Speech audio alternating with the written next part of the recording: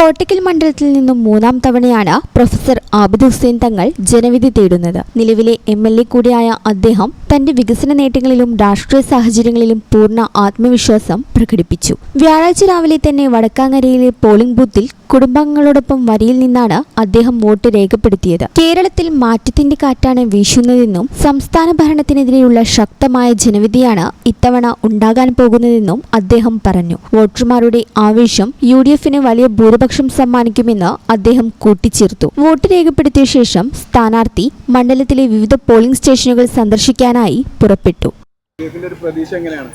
തീർച്ചയായും നല്ല പ്രതീക്ഷയല്ലേ. ജനാധിപത്യ മുന്നണി അധികാരത്തിൽ വരുമെന്നതിന് യാതൊരു സംശയവുമില്ല.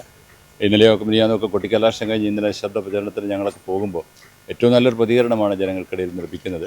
അതുകൊണ്ട് തന്നെ ജനാധിപത്യ മുന്നണി അധികാരത്തിൽ വരും. മങ്കടയിലാണ്. മങ്കടയിൽ അലി സാഹിബാണ് മത്സരിക്കുന്നത് ജനാധിപത്യ മുന്നണിയുടെ സ്ഥാനാർത്ഥിയായി.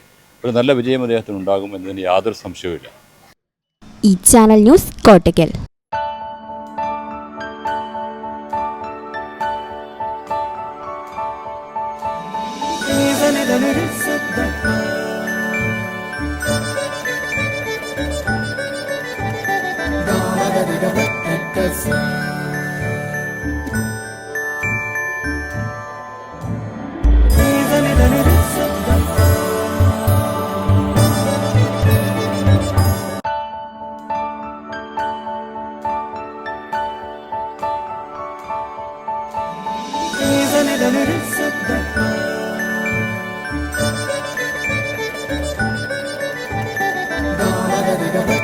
Yes.